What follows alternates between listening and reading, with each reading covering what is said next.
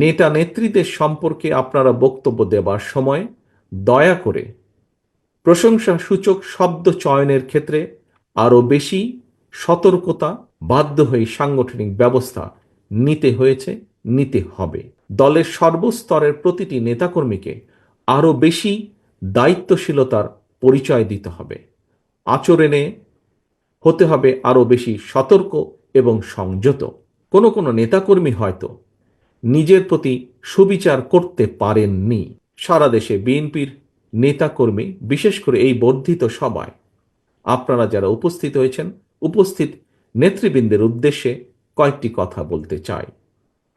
দীর্ঘদিন থেকে আমি আপনাদের কাছে শারীরিকভাবে দূরে থাকলেও যোগাযোগ এবং কর্ম পরিকল্পনার মাধ্যমে আমি কখনোই আপনাদের কাছ থেকে দূরত্ব অনুভব করিনি।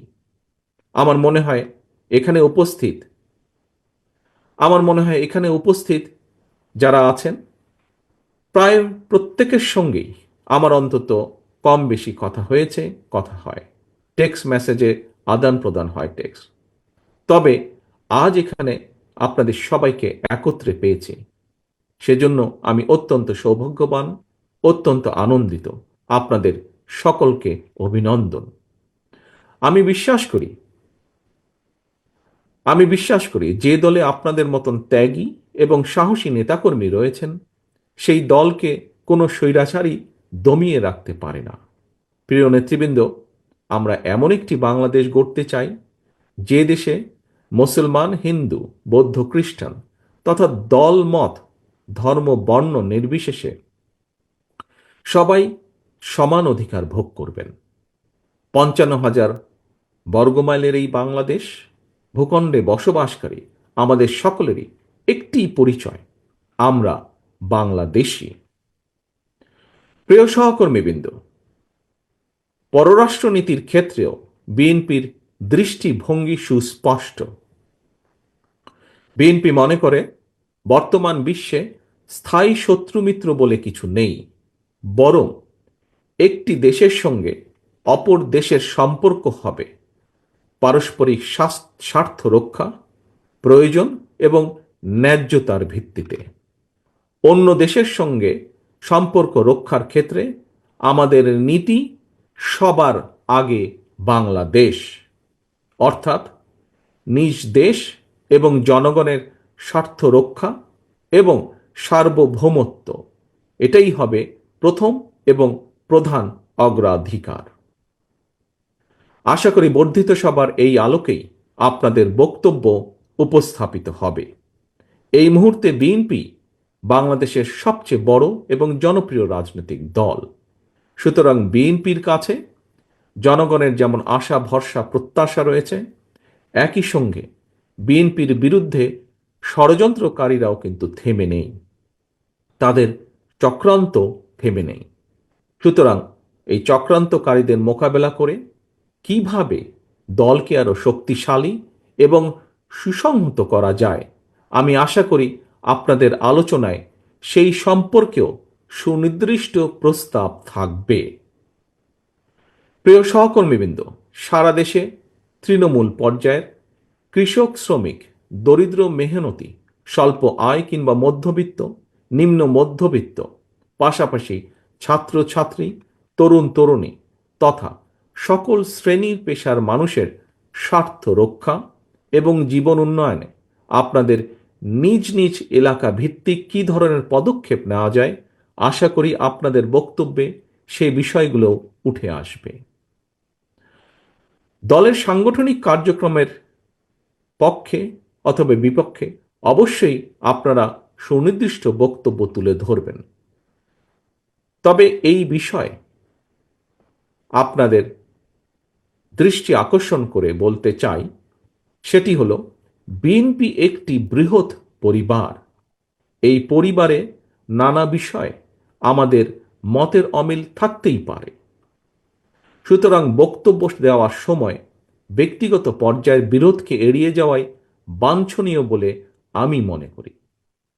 আমরা সবাই আমাদের ঐক্যের শক্তির সক্ষমতা সম্পর্কে অবহিত। সহকর্মীবৃন্দ, ঐক্যই আমাদেরকে বারবার বিজয় আর সফলতা এনে দিয়েছে। সুতরাং আমাদের অবশ্যই খেয়াল রাখা অত্যন্ত জরুরি, আলোচনা সমালোচনা যেন নিজেদের মধ্যেকার ঐক্য বিনষ্টকারী কিংবা দলের ক্ষতির কারণ না হয়। আরও একটি বিষয় আমি আপনাদের দৃষ্টি আকর্ষণ করে বলতে চাই, নেতা নেত্রীদের সম্পর্কে আপনারা বক্তব্য দেবার সময় দয়া করে প্রশংসাসূচক শব্দ চয়নের ক্ষেত্রে আরও বেশি সতর্কতা, বুদ্ধিমত্তা এবং পরিমিতের বোধের পরিচয় দেবেন আপনারা। সারা দেশে বিএনপির সর্বস্তরের নেতাকর্মী সমর্থক ভাই ও বোনেরা, গত ১.৫ দশকে সারা দেশে বিএনপি সহ গণতন্ত্রের পক্ষের বিভিন্ন দল ও মতের নেতাকর্মীদেরকে অবর্ণনীয় নির্যাতন, নিপীড়ন সহ্য করতে হয়েছে। কেবল বিএনপিরই প্রায় ৬০ লক্ষেরও বেশি নেতাকর্মীর বিরুদ্ধে ১.৫ লাখ রাজনৈতিক হয়রানিমূলক মামলা দেওয়া হয়েছে। বিএনপির কেন্দ্রীয় নেতা ইলিয়াস আলী, কমিশনার চৌধুরী আলমের মতন অনেক নেতাকর্মীরা আজ পর্যন্ত নিখোঁজ, খুঁজে পাইনি আমরা। শুধুমাত্র বিএনপি করার অপরাধে হাজার হাজার নেতাকর্মী সমর্থককে গুম, খুন, অপহরণ করা হয়েছে।